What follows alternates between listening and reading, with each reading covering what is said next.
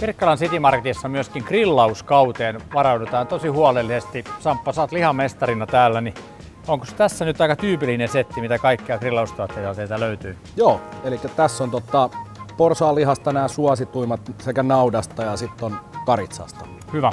Mitäs possua täällä nyt on tarjolla? Tässä on nyt kesän nämä hittituotteet, eli meillä menee ripsiä todella paljon ja sen saa myös maustettuna.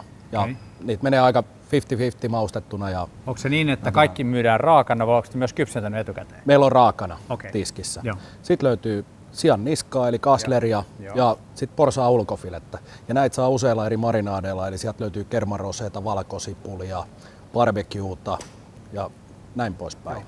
Mikä on kaikkein suosituin marinaadi? No, porsaalle varmaan kermarosee. Se on meillä niin kuin mikä menee eniten. Hyvä.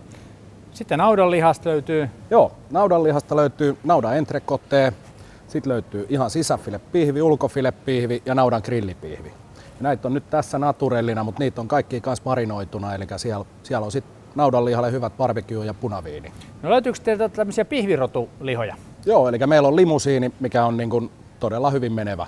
Eli sieltä löytyy sitten aina sisäpaistipihvi, grillipihvi nimeltänsä.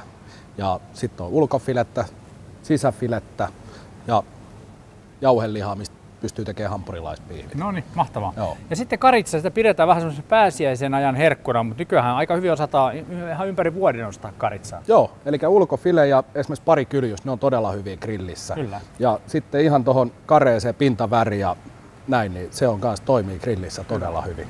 Mä teen nyt sitten lisäkkeeksi tällaisen herkkusienen, aika klassikko, eli laitetaan herkkusienen sisälle aurajuusto, pari kuutioa voi pistää, sen jälkeen pekonit ympärille. Joo. Tää voisi sopia vaikka tämmöisen vähän tummemman lihan kanssa. Mitäs tää on? Siinä on hevosen ulkofilettä, et sitä meillä on satunnaisesti kanssa saatavana. Se on ehkä mureen liha muuten mun mielestä on myös hyvin suosittu. Noniin, ja sopii grilli erittäin hyvin. Vähän rasvainen ja hieno liha. Joo, ja erittäin mureen.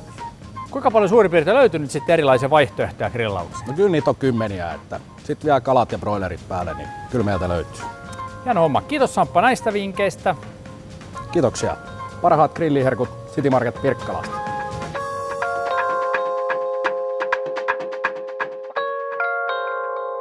Tervetuloa!